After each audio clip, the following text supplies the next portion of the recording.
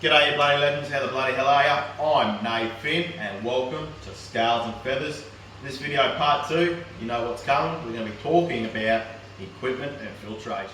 And normally I'd say let's dive in and see what makes this bad boy shine, but at the moment she is a bit cloudy. Okay, with Cyclone Alfie hanging around and teasing us, I will say. It's been a bit hard to do tank maintenance. Sometimes the council will put additives in the water which can, cause harm to your fish. So it is best not to do a water change when it's raining or when there's a cyclone or something like that about to hit. Okay, so all the tanks are overdue for a water change. It is their week to get water changed, but because of the cyclone, I've chosen not to do so. We've also stopped feeding as well, okay, to prevent any ammonia spikes, okay.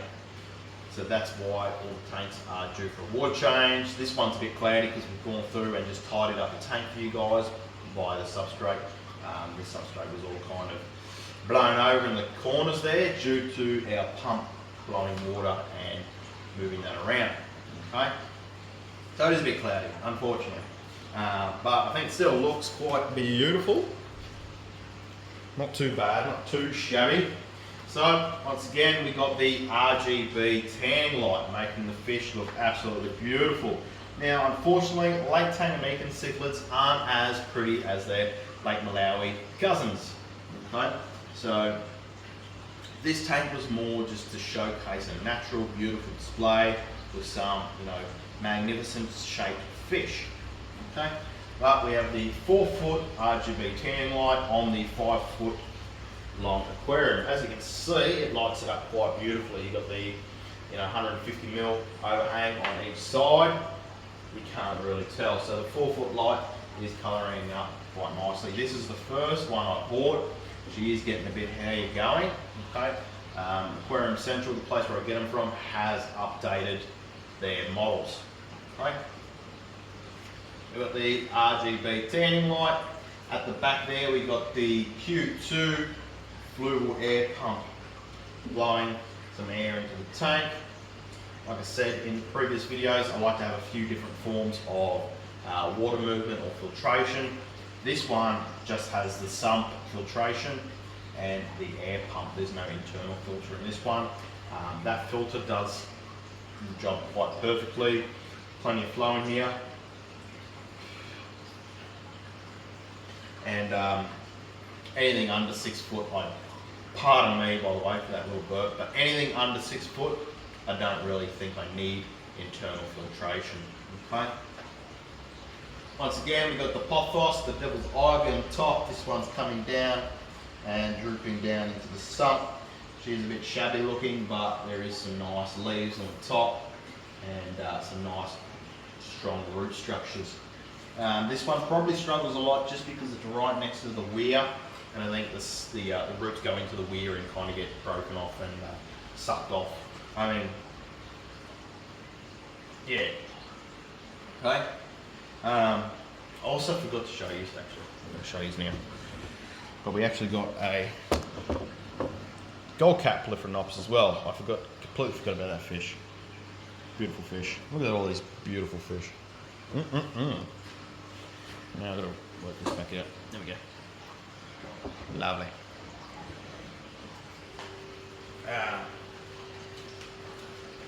Where was all?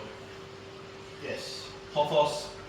Not doing too great because of the weir pulling the roots over, breaking them off, not sucking them off. So yeah, we've got a weir box in the centre there. Like I said before, previously this used to be an old mixed reef tank.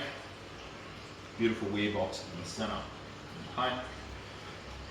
That's pretty much it for the top, and now we're going to jump on down to the bottom and run through the bottom of the aquarium. Alrighty guys, so we've got the sump. So we've got 3 drains here, which are, got the ball valves on them so we can adjust the flow, adjust the height of the tank, okay, adjust how much water is coming through each pipe, and then you kind of got this one here, which is a reserve. So if it does get clogged up, this one will pick up anything else that goes over the first 2 drains. The 2 left and right are set at different heights in the weir, okay, which is working awesomely. Okay, so you get your two drains coming in, getting filtered through the filter wall. This one here literally is just a safety measure. I think when my mate had it on a reef tank, he had something plugged into there, I can't remember.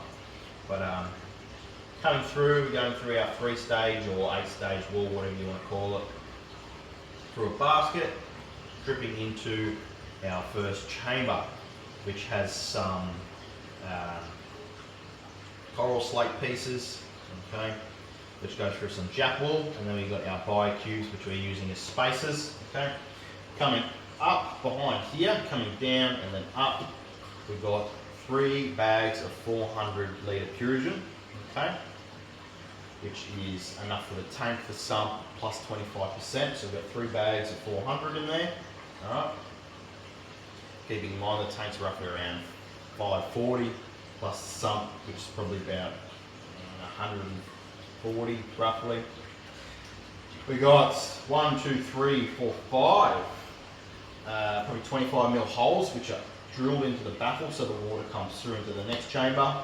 This is where the skimmer used to sit, or maybe at the front here. We've got some vacuum rods. My apologies for some vacuum rods there. In a basket we got more crushed coral and coral slate. Okay. Then we have another basket at the back here which has some ceramic balls. In a bag we have some K1 in a bag. Now it is better for this to tumble and aerate, but sitting like this it does host biological media as well. Then at the front here we have some Cereal Rock in a bag, all going back to our Sumo pump, Aquasonic Sumo pump, which is 2,700 litres per hour. Okay. Now you may be asking, what is this shelf here for? Well, it's actually for this here, which is a tank, obviously, which was just a, I can't remember what they're called now, I'm having a blank spot, but just an autofill tank, that's what it was. An autofill tank that's set on here with a little fluctuation valve, bubble, whatever freaking they're called to now. I'm having a blank moment, and that would just keep the sump at a specific height for obviously keeping the tank topped up, and for the skimmer as well, so the skimmer didn't run dry, and other equipment as well. Okay. Got our electric cool all nice and tied up, away from any water, drip loops. We've got a surge protected board, and everything is nice and neat as possible. Okay, and we do have our damp away moisture absorber beads there. So pretty simple sump. You know, it does the job. Tank looks absolutely beautiful when I'm not mucking around with it before videos.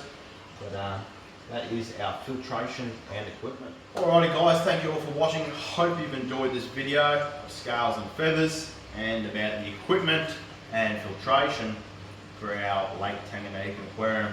Don't forget to like, share and subscribe so you can see more of this ugly mug, more of our beautiful aquariums. We'll see you then, you bloody legends.